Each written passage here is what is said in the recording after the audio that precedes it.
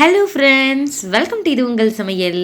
இன்றைக்கி ஹோட்டல்லலாம் கிடைக்கிற மாதிரி சூப்பரான பிரியாணி ரெசிபி தான் பார்க்க போகிறோம். நான்வெஜ்ஜில் சிக்கன்னாலும் சரி மட்டன்னாலும் சரி இந்த மாதிரி இதே ப்ரொப்போர்ஷனில் செஞ்சீங்க அப்படின்னா உங்களுக்கும் உதிரி உதிரியாக பாருங்களேன், பீஸ் எல்லாமே சூப்பராக ஹோட்டலில் கிடைக்கிற மாதிரியே சூப்பராக வெந்திருக்குது. இதே மாதிரியே உங்களுக்குமே கிடைக்கும். சரி வாங்க, டைம் வேஸ்ட் பண்ணாமல் என்னென்ன மசாலாலாம் போட்டு ரொம்ப டேஸ்டியாக ஹோட்டலில் பண்ணுறாங்க அப்படின்னு சொல்லிட்டு வீடியோக்குள்ளே போயிட்டு சட்டுன்னு பார்த்துடலாம். ஃபஸ்ட்டு அரைக்கிறதுக்கு தேவைப்படுற மசாலா எல்லாத்தையுமே நம்ம ஃபஸ்ட்டு அரைச்சிடலாம். பட்டை இருக்கு இல்லையா, இந்த மாதிரி 1 இன்ச் அளவு இருக்கும், ஒரு 5 பீஸ் எடுத்துருக்கிறேன். பாருங்கள், இந்த மாதிரி லேஸாக இருக்கணும், ரொம்ப தடிமனாக இல்லாமல் இந்த மாதிரி லேஸாக இருக்க மாதிரி பார்த்துக்கோங்க. இதுக்கு மேலே இது வேண்டாம், நம்ம கையில் அழுத்தினாலே உடஞ்சி போயிடணும், அந்த மாதிரி இருக்கணும். அதுக்கப்புறம் இது கல்பாசின்னு சொல்லுவாங்க, இலை மாதிரி இருக்கும். இந்த இதையும் நம்ம எடுத்துக்கலாம். இது ஒரு பிடிச்சப்படி கொஞ்சம் ஒரு 2 இலை இருக்கிற மாதிரி எடுத்துக்கோங்க. பிரியாணி இலையை இந்த மாதிரி உடச்சிட்டு நீங்கள் எடுத்துக்கலாம். ஒரு பெரிய இலையை இந்த மாதிரி உடச்சிட்டு இதோட சேர்த்துக்கோங்க. அதுக்கப்புறம் பார்த்திங்கன்னா சோம்பு, 1 டீஸ்பூன் அளவு சோம்பு இதில் சேர்த்துக்கலாம். நம்ம எல்லா மசாலாவுமே என்ன பண்ண போகிறோம்னா நம்மளே அப்படியே அரைச்சி சேர்க்க போகிறோம். அதனால் மனமும் நல்லாயிருக்கும், டேஸ்ட்டும் சூப்பராக இருக்கும். சோம்பில் பாதி சீரகம் சேர்க்கணும். பாருங்களேன், 1 டீஸ்பூன் அளவு சோம்பு இருந்துச்சுன்னா 1/2 டீஸ்பூன் அளவு சீரகம் எடுத்துக்கோங்க. அப்படியே பாதி எடுத்துக்கோங்க, சரியாக இருக்கும். அதுக்கப்புறம் மல்லி இருக்கு இல்லையா, மல்லி விதை, அது 3 டீஸ்பூன் இருக்க மாதிரி எடுத்துக்கோங்க. என்னடா இதுக்கு மல்லியான்னு யோசிக்காதீங்க, இது ரொம்ப டேஸ்ட் கொடுக்கும், அதுக்காக தான் 3 டீஸ்பூன் மட்டும் எடுத்துக்கோங்க, சரியாக இருக்கும். அதுக்கப்புறம் ஜாதி பத்திரின்னு சொல்லுவோம் இல்லையா, அது ஒரே ஒரு பூ இருக்க மாதிரி எடுத்துக்கோங்க. இது அதிகமாக சேர்த்துடக்கூடாது, நம்ம செய்கிற அளவுக்கு இந்த இது மட்டும் 1 மட்டும் போதும், அது நீங்கள் எடுத்துக்கோங்க. அதுக்கப்புறம் 3 கிராம்பு, கிராம்போட காரம் அதிகமாக இருக்கும், அதனால் நான் 3 மட்டும் தான் எடுத்துக்கிறேன். உங்களுக்கு தேவைப்பட்டால் கூடுதலாக இன்னும் 2 கிராம்பு கூட எடுத்துக்கலாம். 3 ஏலக்காய் எடுத்துக்கோங்க, போதும். இப்போ இது எல்லாத்தையுமே நம்ம என்ன பண்ண போகிறோம்னா ஒரேடியாக சேர்த்து நம்ம அரைக்க போகிறோம். ஓரளவுக்கு பவுடராக அரைக்க போகிறோம். நெருன்னு இருக்குது லைட்டாக. இந்த இது அப்படியே இருக்கட்டும். நம்ம எண்ணெயில் எல்லாத்தையுமே ஒன்றா போட்டு தாளிக்கிறத விட இந்த மாதிரி செய்யும் பொழுது உங்களுக்கு கலரும் கிடைக்கும், டேஸ்ட்டும் ரொம்பவே நல்லா இருக்கும். ஹோட்டல்லாம் சாப்பிடும்போது நம்ம பட்டை, சீரகம், சோம்பு இது எல்லாமே நம்ம வாயில் கடிபடாது. அதுக்கு ரீசன் இதுதான். இப்போ நம்ம குக்கர் எடுத்துக்கலாம். எடுத்துட்டு 2 டீஸ்பூன் அளவு நான் நல்லெண்ணெய் சேர்த்துருக்கிறேன், 2 டீஸ்பூன் அளவு நெய் சேர்த்துக்கலாம். இதுக்கு பாட்டமில் அடி பிடிக்காமல் இருக்கிறதுக்கு நீங்கள் இந்த அளவு நெய்யும் எண்ணெயும் சேர்த்தா தான் டேஸ்ட்டு நல்லாயிருக்கும். இப்போ என்ன பண்ணிக்கலாம்னா நம்ம அரைச்சி வச்சுருந்தோம் இல்லையா பவுடர் மசாலா, அதை எல்லாத்தையுமே இதில் சேர்த்துக்கலாம். அடுப்பை லோ ஃப்ளேம் பண்ணிக்கோங்க, கறியிருச்சுன்னா நல்லா இருக்காது. இது நல்லா மணம் வரணும், அந்தளவுக்கு நல்ல எண்ணெயிலேயே இதை நல்லா அதை வறுத்து விடுங்க. ஓரளவுக்கு மனம் எல்லாம் கலர் பாருங்களேன், லைட்டாக டார்க் கலரில் மாறுது. இந்த நேரத்தில் நம்ம என்ன பண்ணிக்கலாம்னா வெங்காயம் சேர்க்க போகிறோம். பெரிய வெங்காயம் இருக்கு இல்லையா, அது ஒரு 2 வெங்காயத்தை நீளமாக கட் பண்ணி எடுத்துட்டு இதோட சேர்த்துக்கோங்க. இதோட சேர்த்தே நம்ம வதக்க போகிறோம். நல்லா இது ஓரளவுக்கு கலர் சேஞ்ச் ஆகணும் வெங்காயம், அந்தளவுக்கு நல்லா அதை வதக்கி விட்டுக்கலாம். ஏற்கனவே பார்த்திங்கன்னா இஞ்சி பூண்டு இது எல்லாமே நான் அரைச்சி வச்சுருக்கிறேன். இனிமே தான் நம்ம அதை சேர்க்க போகிறோம். பாருங்களேன், எண்ணெய் எல்லாமே ஓரளவுக்கு இதோட சேர்ந்துருச்சு. நம்ம சேர்த்த மசாலா எல்லாமே வெங்காயத்தோடையே சேர்ந்துருச்சு. இந்தளவு சேர்ந்ததுக்கு அப்புறமேட்டு நம்ம இதோட என்ன பண்ண போகிறோம் அப்படின்னா தக்காளியையும் நீங்கள் கட் பண்ணி வச்சுக்கோங்க, தக்காளியும் சேர்க்க போகிறோம்.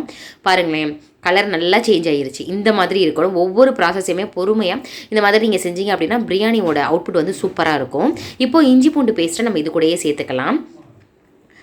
இஞ்சி பார்த்திங்கன்னா ஒரு 40% எடுத்திங்கன்னா பூண்டு 60% எடுத்துக்கணும். அந்த மாதிரி எடுத்து நீங்கள் அரைச்சி வச்சுக்கோங்க, அப்போ தான் டேஸ்ட்டு ரொம்ப நல்லாயிருக்கும். இஞ்சியோட வெள்ளைப்பூண்டோட இஞ்சி அதிகமாக இருந்துச்சு அப்படின்னா டேஸ்ட்டு அந்தளவு நல்லா இருக்காது. இந்தளவு எடுத்துக்கோங்க. 3 டீஸ்பூன் மட்டும் சேர்த்துட்டு பச்சை வாசனை போகிற அளவு நல்லா அதை வதக்கி விட்டுட்டே இருங்க. சப்போஸ் உங்களுக்கு அடி பிடிக்கிற மாதிரி இருந்துச்சுன்னா கொஞ்சமாக மட்டும் தண்ணி சேர்த்துக்கோங்க. ஒரு 1/4 டம்ளருக்கு கொஞ்சம் 2 டீஸ்பூன் மட்டும் தண்ணி சேர்த்துக்கோங்க, அதுக்கு மேலே சேர்த்துற வேண்டாம். இப்போ தக்காளி சேர்த்துக்கலாம். ஒரே ஒரு தக்காளி தான் சேர்க்கணும். ரொம்ப தக்காளி சேர்த்துறோன்னா அது தக்காளி சாதம் மாதிரி ஆயிரும், டேஸ்ட் அந்தளவு நல்லா இருக்காது. அதனால் ஒரே ஒரு தக்காளி இந்த மாதிரி சேர்த்துட்டு நல்லா அதை மசிச்சு விடுற மாதிரி நல்லா அதை ஃப்ரை பண்ணி விட்டுட்டே இருங்க. மட்டன் பீசஸ்லாம் பார்த்திங்கன்னா ஹோட்டல்ஸ்லாம் பீஸ்லேயுமே டேஸ்ட் இருக்கும், ஆனால் நம்ம வீட்டில் செய்யும்பொழுது அந்தளவு பீசஸில் டேஸ்ட் இருக்கிறது இல்லை. அதுக்கு என்ன ரீசனும் சொல்லிடுறேன். நம்ம மசாலா எல்லாமே இந்த மாதிரி சேர்த்துட்டு நம்ம செய்யும் பொழுது நல்லாயிருக்கும். பாருங்கள், இப்போ எண்ணெய் பிரிஞ்சு இருக்கு பாருங்கள். இந்த நேரம் வரைக்கும் நீங்கள் வறுத்து விட்டுட்டே இருக்கணும், வதக்கி விட்டுட்டே இருக்கணும். இப்போ தான் நம்ம தயிரை சேர்க்க போகிறோம். தயிர் ரொம்பவுமே புளிச்சிருக்கக்கூடாது. சில பேர் தயிர்ன்ட்டு மோரெல்லாம் நீங்கள் சேர்த்துறாதீங்க, தயிர் தான் சேர்க்கணும். நல்லா கெட்டியாக இருக்க மாதிரி பார்த்துக்கோங்க. டேபிள் ஸ்பூனில் நான் சேர்த்துட்ருக்கேன். 3 டேபிள் ஸ்பூன் அளவு தயிரையும் சேர்த்துட்டு இது கூடயே நல்லா வதக்கி விடுங்க. பிரியாணிக்கு தயிராக சேர்க்குறது அப்படின்னு யோசிக்காதீங்க, தயிர் சேர்த்தா தான் டேஸ்ட்டு ரொம்பவே நல்லாயிருக்கும். நம்ம தக்காளியினுடைய அளவையுமே கொஞ்சம் நம்ம கம்மியாக தான் சேர்த்துருக்குறோம். ஸோ அந்த புளிப்பு சுவைக்காக நம்ம தயிரும் சேர்த்துட்டோம். இப்போது அடியில் எதுவுமே ஒட்டாத மாதிரி நல்லா அந்த மாதிரி மிக்ஸ் பண்ணி விட்டுட்டே இருங்க. ஏற்கனவே மட்டன் பீசஸ் எல்லாத்தையுமே வந்து கழுவி மஞ்சள் தண்ணி வச்சு கழுவி ரெடியாக வச்சாச்சு. சப்போஸ் நீங்கள் சிக்கன் சேர்க்குறீங்க அப்படின்னா நீங்கள் எல்லாத்தையுமே ஒன்றாவே நீங்கள் சேர்த்துடலாம். இப்போ நான் என்ன சேர்க்குறேன்னு சொல்லிடுறேன். மிளகுத்தூள் இருக்கு இல்லையா, அது சேர்த்துக்கிறேன். மிளகுத்தூள் 1 டீஸ்பூன் சேர்த்துட்டு காரத்துக்கு தகுந்தாப்பில் நீங்கள் மிளகாய் தூளும் சேர்த்துக்கோங்க. மிளகுத்தூள் வந்து நம்ம சேர்க்கறதுனால வந்து டேஸ்ட்டு ரொம்ப நல்லாயிருக்கும். நீங்கள் மிளகாய்த்தூள் வந்து காட்டமும் இருக்கிறதுனால நான் அதை கொஞ்சம் கம்மியாக சேர்த்துட்டு மிளகுத்தூளை கொஞ்சம் அதிகப்படுத்திருக்கிறேன். நீங்கள் ரொம்ப காரமாக சாப்பிடுவீங்க அப்படின்னா நீங்கள் வந்து 2 டீஸ்பூன் கூட சேர்த்துக்கலாம் மிளகாய்த்தூள். இந்த காரம் வந்து பர்ஃபெக்டாக இருக்கும். நம்ம கிராம்பு இதெல்லாம் சேர்த்துருக்குறோம், மிளகு சேர்த்துருக்கனால இது கரெக்டாக இருக்கும். இப்போ ஒரு கைப்பிடி மட்டும் வந்து புதினா தலையும் சேர்த்தாச்சு. நம்ம வந்து 2 தடவை சேர்க்கணுங்க. இப்போ வதக்குறோம்ல, இப்போ ஒரு தடவை சேர்த்துருங்க. அதுக்கப்புறம் நம்ம இறக்கும் பொழுது கொஞ்சம் சேர்க்க போகிறோம்.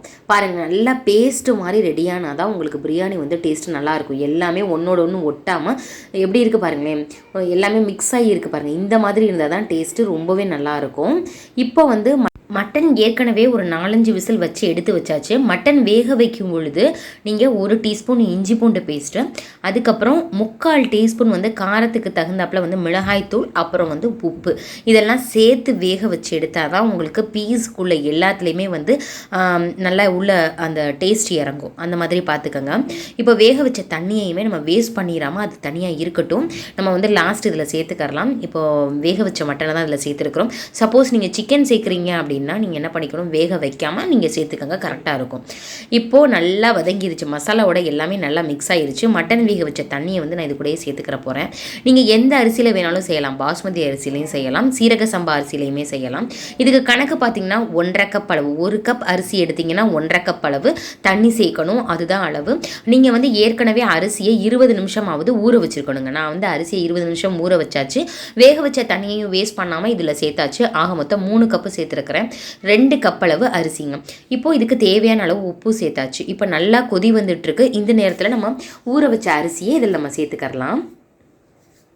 சேர்த்துட்டு அரிசி எதுவுமே உடஞ்சிடாத மாதிரி நல்லா அதை வந்து பையை இதை எடுத்து விடணும். எல்லா சைடுமே வந்து ஈவனாக கீழே போகிற மாதிரி நல்லா மெதுவாக எடுத்து விடுங்க. ரொம்ப ஓவராக போட்டு மிக்ஸ் பண்ணிட்டோம் அப்படின்னா குழஞ்சி போயிடும். இன்னொன்று வந்து உடஞ்சி போயிடும் அரிசி. ஏன்னா ஏற்கனவே 20 நிமிஷம் ஊறி இருக்கு இல்லையா, அதனால் 20 நிமிஷத்துக்கு மேலே ஊற வைக்க வேணாம். 20லேருந்து 25 நிமிஷம், அதுவே வந்து அதிகம் தான்.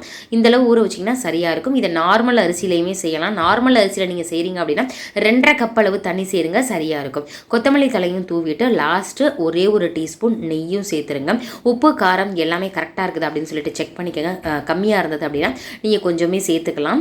இப்போ எனக்கு எல்லாமே பர்ஃபெக்டாக இருக்குது. இப்போ இதை என்ன பண்ணிடலாம்னா அடுப்பில் அப்படியே ஒரு மூடி போட்டு மூடி வச்சிடலாம். ரொம்ப ஹை ஃப்ளேமில் வச்சிங்கன்னா கண்டிப்பாக அடியில் வந்து அடி பிடிச்சிடும். ஹை ஃப்ளேமில் வைக்காமல் லோ டு மீடியம் மட்டும் வச்சுட்டு ஒரு 2 விசில் மட்டும் வச்சு எடுத்துடலாம். ஏன்னா ஏற்கனவே மட்டன் பீசஸ் எல்லாமே வெந்துருச்சு. நம்ம ஏற்கனவே வந்து ஊறவும் வச்சுட்டோம் அரிசி. அதனால தான் நான் ஒரே ஒரு 2 பச்சை மிளகாய் மட்டும் லாஸ்ட்டு ஃப்ளேவருக்காக போட்டிருந்தேன். ஒரு 2 விசில் வந்தாச்சு. வந்ததுக்கப்புறம் பார்க்குறோம்.